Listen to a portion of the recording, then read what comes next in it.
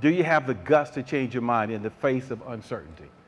Most of us, if you take a look over here on the left, when we were young, and you can just imagine that you're on the diving board over here, and somebody's really happy about jumping, others need to be pushed.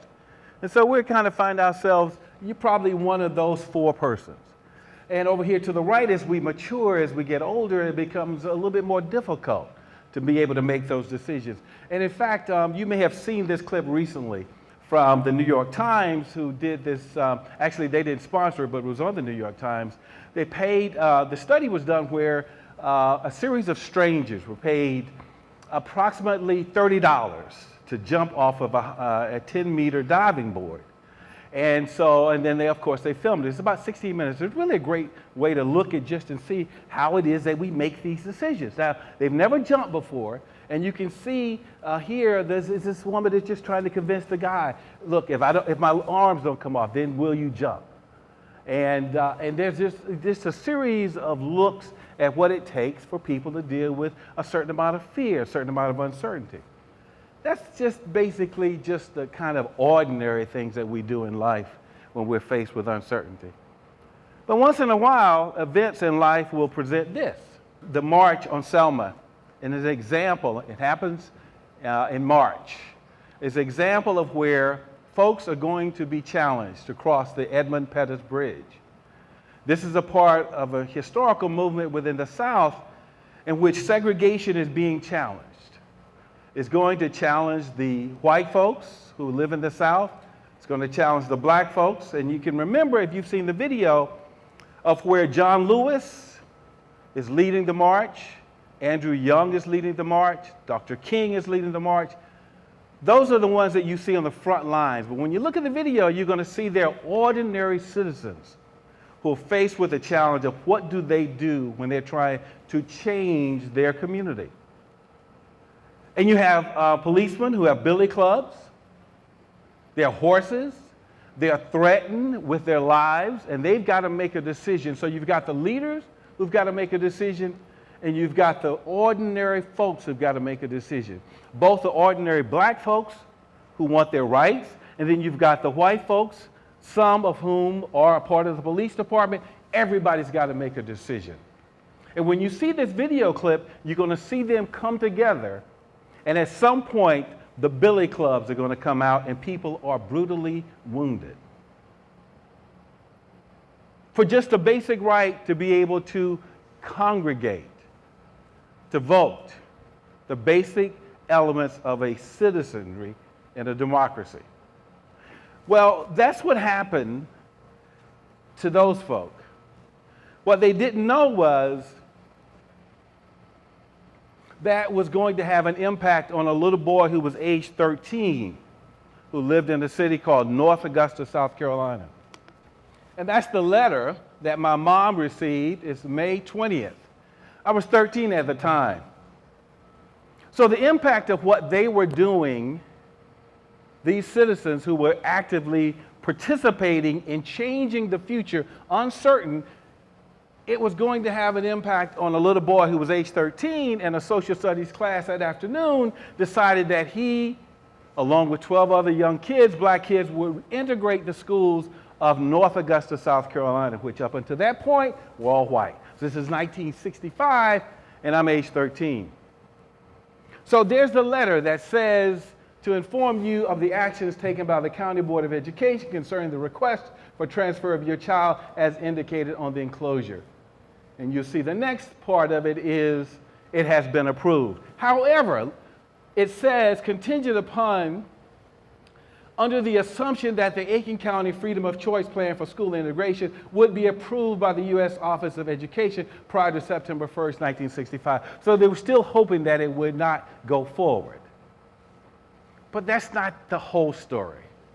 So now we're talking about uncertainty on the part of the cops. What were they going to do? I can imagine that there were some of them who didn't think that was the right thing to do. Then I can imagine that there were some of the people who had marched had no idea that they may possibly get physically hurt as a result of making that choice. Then, of course, way down the line, here it is, a 13-year-old comes to his father and says, Dad, I want to integrate the schools of North Augusta, South Carolina. So there it is. There I am. Of course, you can figure out I must be the black guy over there on the right-hand side. I'd made the basketball team. This will be later, but this picture is from a column I had written some years later celebrating the experience. But there I am, the young black kid, oblivious to this. There's my father to the left, who at the time was a teacher in the all-black Jefferson High School, which is where I was attending, which was the Jefferson Elementary, the middle school. There was no middle school, just 1 through 12, right? So imagine this. You come home and you tell your father, Dad, I want to integrate the schools. I have no idea, however, what impact my decision is going to have on my brother or my sister. I'm the oldest. My father's the breadwinner. He's the teacher. He's a pastor, but he's a teacher. But I have no idea until later, many, many years later, that my father had to make a choice. He had been told, unless your son changes your decision, his decision, you're going to lose your job. So there it is, my father, facing uncertainty, has to find the guts to be able to say, job or no job, my son has made his decision. So here we are dealing with uncertainty brought on by the decision of a 13-year-old, which is exactly the way the future comes to us in surprises. Now, I said all of that to set up this notion, so now I have put you, those of you who are going to be managers in the future, I put you in the place of jumping off of a diving board, which is a relatively safe position to be, and then here you are between Selma having to make a decision, which is a life-changing event. Probably your life is going to be somewhere in between. So let's take a look now as a futurist into where you are going, where we are going. We now know about that most of us now are very familiar with being in what's called the fourth industrial revolution, the first revolution being the time when we would move things by as a result of mechanization, basically machines with water and steam. Eventually we'd add electricity to them and energy and able to do mass productions. We get to the third industrial revolution where we bring information and technology all together, and then we connect all these things to where we are now with the fourth industrial revolution. But you know, all of that happened rather quickly if you look at it in context of human history. I have some of my favorite books up here. I have lots of favorite books, but these are some great books to look back, just to quickly summarize how did we get to where we are now and why does this matter to you as future managers. So you see there's Peter Bernstein's book, Against the Gods, which is just a marvelous book about how around the 11th and 12th century we develop a new type of mathematics that allows us as humans to be able, for the first time, to be able to calculate probability and risk, something that all of you are now quite comfortable with. But before that, we didn't have that. We had to kind of throw dice, we had to kind of go to the gods, we had to do all kinds of different ways of trying to anticipate what do you do with uncertainty. But here we develop mathematics. And then there's this wonderful book by Greenblatt, which is The Swerve, which if you haven't read, is a wonderful book. And it's looking at how a poet whose name was Lucretius wrote this wonderful piece very long time ago called On the Nature of Things, which postulates that the world is really random and that it's a series of atoms that come together, and it becomes so powerful that the church dares you to even touch it. But it would eventually, Greenblatt argues, would set off the Renaissance, which leads us to being able to then develop the scientific method, which is a part of how we think about things today. Then, of course, I love this book, The Most Powerful Idea in the World by Rosen, which looks at, for the first time, we get to a point, and by the way, I left this off in terms of Against the Gods. The reason why that's important is because that's where we began to use mathematics to launch a modern economy. Okay? We can predict how things might happen using mathematics. So, but then we get to The Most Powerful Idea in the World, which is a wonderful idea, a wonderful book about how then we take something as abstract as an idea and patent it. So you guys get an idea of where we're going. Because this is all part of you. This is all part of us. This is a part of what's going to happen, because now we get, of course, I add in the book about stealing God's thunder, which is, of course, if you know the history of how we've come to understand electricity, we used to think that it came from the gods. And of course, everybody was fearful of that until we understand that it's a natural phenomenon. All of this is changing the way eventually we're going to see ourselves, which we find now wonderfully described in the gene. Wonderful new book which looks at our codes. We as human beings are starting to understand the codes that make us who we are. And now we're going to be able to, in the same way that we manipulated atoms, the same way that we were able to manipulate bytes and cells, now we get to manipulate genes, which presents for us a very different way of understanding, which is captured by Yuval Noah Harari in his new book called Homo Deus, When We Might Become Gods. This is a very interesting book. Now, here's where you are right now. And why is this important for you? Every industry and every organization will have to transform itself in the next few years. Why does Tim O'Reilly say that? He says that, and this is the issue here when we think about the future of work. What is it that is disrupting? Well, it's because we have these very powerful computers. We have artificial intelligence, the kind that we've never had as a species, but of course you've seen how we've done it, okay, over this long period of time. But it presents an interesting challenge for us in a modern society, in a community like Louisville, in a place like the University of Louisville. You as MBA students, you as undergraduate students, you as master's students, you who would lead us into the future, you have to begin to think about the combination of all of these factors together. There's no exception. Dealing with uncertainty. So you have to ask yourself, what does it mean to live, to work, to think, to believe, to lead, learn, and to innovate in a very different world than the one that you are in now. So let's do this really quickly, because I only have a few more minutes left, which is I just want to engage you in a few thought experiments that are going to challenge your notions of uncertainty and where your guts are going to come from.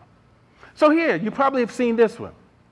Why in the world would Bill Gates say that we should tax robots? Why would a man of such intellect, why would he say something as radical as that? Dustin, wonder why he would say that we should tax robots. Well, in part because our machines are starting to do so much of what previously human beings have done in the first, the second, the third industrial revolutions, that they don't do as much. They do something very differently now in this different time, and it is going to impact you. When we look at the jobs now, you can just look and see. We're talking about artificial intelligence impacting what journalists will do, what lawyers will do, what doctors will do, financial analysts, stock traders, assembly line workers, field technicians, call center workers. You can see, and this was an Oxford study done 2013. McKinsey's come out with another, and they're all looking at the impact of how work is changing. And what do? So now we can have a conversation about the future of an urban community. Maybe we should think about a universal basic income. That is in your wheelhouse. I don't know what your views are, but you're going to have to deal with it. And major cities now are dealing with that issue. Of course, what Gates says is this. Right now, the human worker who does, say, $50,000 of work in a factory, that income is taxed, and you get income tax, Social Security tax, all those things. If a robot comes in to do the same thing, you think that we tax the robots at a similar level. You agree with that? Who agrees with that? We have some agreement. Well, the International Federation of Robotics group in Europe disagrees. Says that it would impact productivity and we shouldn't do it. That's fine. But here's the thing. If you look at the Wall Street Journal recently looked at the end of employees, which is, again, looking at the future of work, you're going to see, and this is going to impact you, that when we start talking about the kinds of jobs that are coming up, a lot of them are temporary. In fact, if you look at the Google project, which I'm not referencing here, 70,000 people that work on the Google project, the driverless car, none of them work for Google. They're all temporary employees. So we're talking about the change in the nature of work, which is going to change the economy, which is going to change communities. This is not abstract. When we start changing the future of work, we change everything. The other thing that happens is right in your wheelhouse is the notion that we're using big data and being able to possibly predict what human beings might do. What they might do. And the fact that you might be able to do that, the question then arises, should you do that? These are no longer abstract questions now, so here's one right here, just using a thought experiment. What if a prenatal test predicted your child could have an IQ of 80 points? Well below average, unless you undertook a little editing. We're talking about CRISPR technology now. What if these technologies were limited to only the wealthy people? Is this not an issue for public policy? Is this not something that every community should be talking about now? Is this something only the elite should be talking about? Shouldn't every high school be talking about this now? Shouldn't this be a part of every urban community's discussion about what do we do with these very powerful technologies? They're not abstract. It is now, coming now. Are we ready for this one? A morality pill. This is a very interesting discussion because we're learning so much more now about how we make decisions and about how chemicals impact the brain. So the discussion, which has been going on for about maybe 7 or 8 years, we're not quite there yet, but here's what it does. It raises the issue of when you can alter a human being's behavior as a result of a different kind of a drug that maybe perhaps creates more of an empathetic person, a person who's more geared toward toward empathy or more cooperation. That's something worth exploring, correct?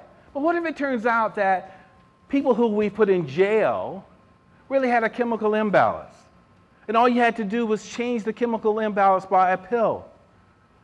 And if they didn't want to take it, should we force them to take it? Should we give them? How do we deal with technology like this? This is not abstract. This is going to impact our communities.